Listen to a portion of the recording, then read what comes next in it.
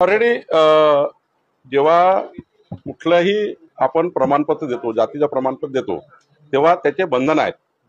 आमचे प्रांत येतात, तहसीलदार त्या ठिकाणी शिफारस करतात आणि प्रांत इश्यू करतात. तेव्हा जे काही अप्लिकेशनचं फॉर्मॅट आहे, त्या अप्लिकेशन फॉर्मॅटमध्ये लिहिलं आहे कुठलंही जात प्रमाणपत्र इश्यू करताना काय काय डॉक्युमेंट द्यावे लागतील.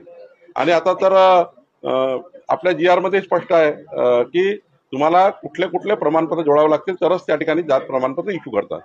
आज माननीय भुजबळ साहेबांनी जे काही डॉक्युमेंट या ठिकाणी समितीसमोर आणले त्यामध्ये जवळपास 15-16 डॉक्युमेंट त्यांनी दाखवले ज्या ठिकाणी फोर्जरी झाली, म्हणजे खोडतोड झाली आहे. तर आमचं एवढंच या ठिकाणी समितीचं सर्वांचंच या ठिकाणी एकमत आहे की कुठल्याही फोर्जरीचे असलेल्या डॉक्युमेंटवर कुठल्याही तहसीलदार प्रांतांनी फोर्जरी डॉक्युमेंटवर मात्र सर्टिफिकेट इश्यू करणे योग्य होणार नाही. नियमाप्रमाणे मराठा कुणबी मराठा असेल तरच त्या ठिकाणी तुम्ही इश्यू करा. जे काही आपल्या राज्य मागास आयोगाने मराठा कुणबी आणि कुणबी मराठा समाजाला ओबीसी मध्ये घेतलाय, तर त्या तेव्हाची जी कार्यपद्धती त्या ठिकाणी इश्यू केली होती किंवा जे काही मार्गदर्शक तत्व राज्य मागास आयोगाने दिले होते त्या मार्गदर्शक तत्वाप्रमाणे तुम्ही त्या ठिकाणी त्याच्या विरुद्ध जाऊ शकत नाही. पूर्ण डॉक्युमेंट शोधून मगच त्या ठिकाणी आपल्याला कुणाचे प्रमाणपत्र इश्यू करता येतं जातीचं. ही सर्वांकरताच ही कार्यपद्धती आहे.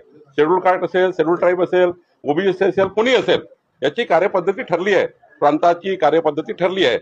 कोणत्याही पद्धतीचं चुकीचे डॉक्युमेंट जाणार नाही. पण भुजबळ साहेबांनी जे दाखवलं काही फोर्जरी डॉक्युमेंट त्यांनी आता समितीसमोर आणले होते, त्यावर आम्ही असा निर्णय घेतला की कुठल्याही फोर्जरी डॉक्युमेंटच्या आधारावर कुठल्याही प्रांताने चुकीच्या पद्धतीने दाखले देऊ नये. एवढं मात्र त्या ठिकाणी हे कार्यपद्धतीचा भाग आहे, तो भाग त्यांनी पूर्ण